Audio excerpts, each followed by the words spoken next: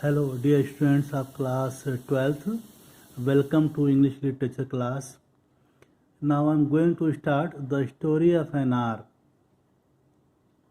written by Kate Chopin. First of all, you please try to understand the setting and what the story says. So let us start setting. The Story of an Hour is set in the house of Mrs. and Mr. Bentley Mallard. Mrs. Mallard's room is on the first floor. Most of her brooding takes place here while she sits in the comfortable roomy chair. There is an open square before the house. As it is the beginning of spring, the tops of the trees are all aquiver with the new spring life. The delicious breath of rain is in the air. In the street below, peddlers move about selling their wares.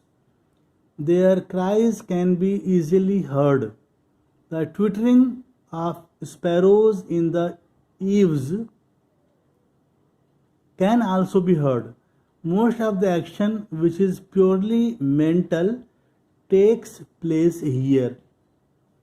The Story of an Hour focuses on the idea that a person may experience drastic changes in a short span of time. It shows how, in a small hour, a supposed death of a person reveals the true character of his wife and how it causes her death of joy or of grief. We do not know exactly. The story was written by Kate Chopin on April 19, 1894. Owing to Mrs. Mallard's heart trouble, she was the Mrs. Mallard. Mrs. Mallard was the patient of heart. She was suffering from heart trouble. That is why everyone treats her carefully. When her husband's friend Richards discovers that her husband Mr. Mallard got killed in an accident, he shares the news with her sister Josephine. Josephine Josephine was the sister of Mrs. Mallard. Both of them take time to gently tell Mrs. Mallard that her husband has died. Mrs. Mallard weeps bitterly with wild abandonment in Josephine's arms. Then she goes to her room to be by herself and locks the room. Since Mrs. Mallard is afflicted with a heart trouble, everyone treats her very carefully.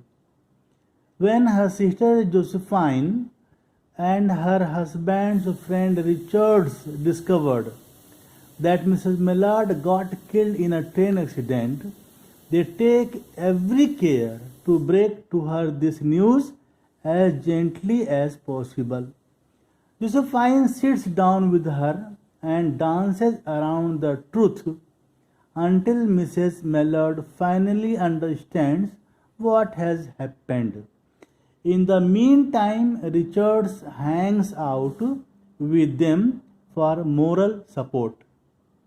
Mrs. Mallard acts differently from most women in the same position who might disbelieve it. She weeps passionately in her sister's arms. When the storm of grief has spent itself, she decides to go to her room to be by herself. In her room, Mrs. Mallard sits down in a comfy chair and feels completely depleted.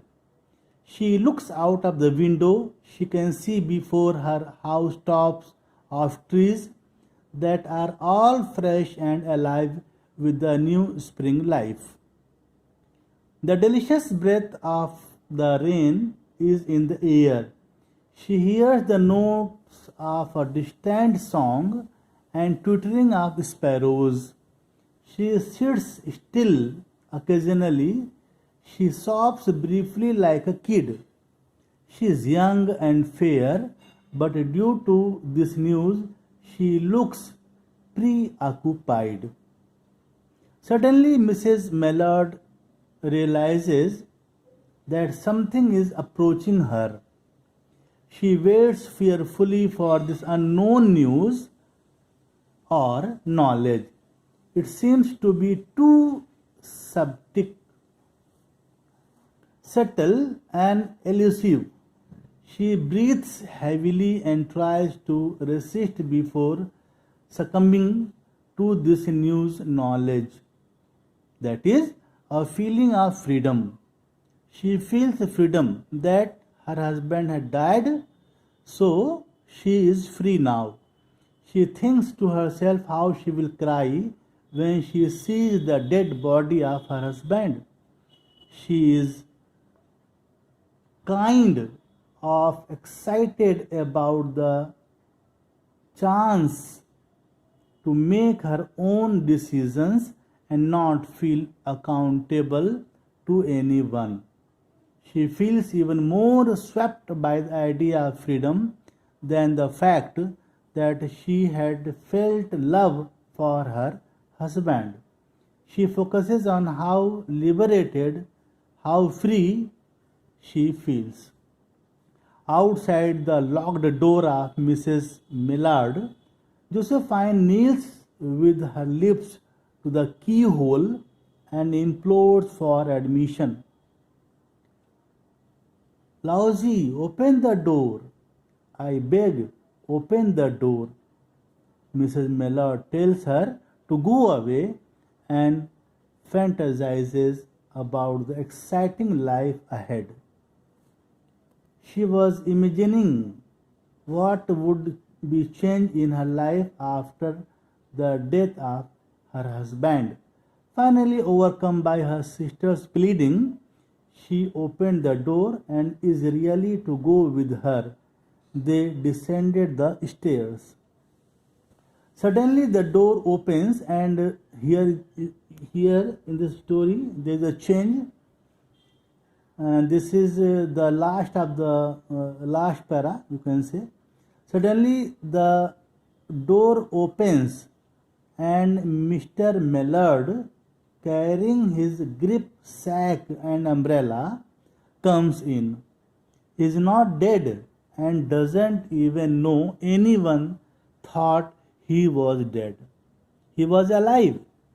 He was not killed in that accident. He was safe.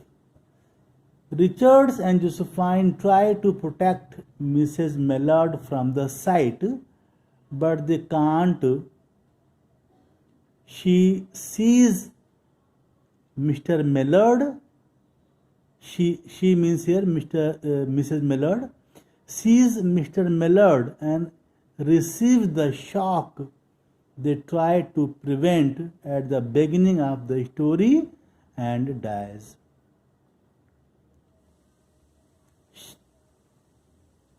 She received the shock that her husband is alive, he is not dead. And by the shock, she died. Later, the medical people who examine her say that she was full of so much happiness that it killed her.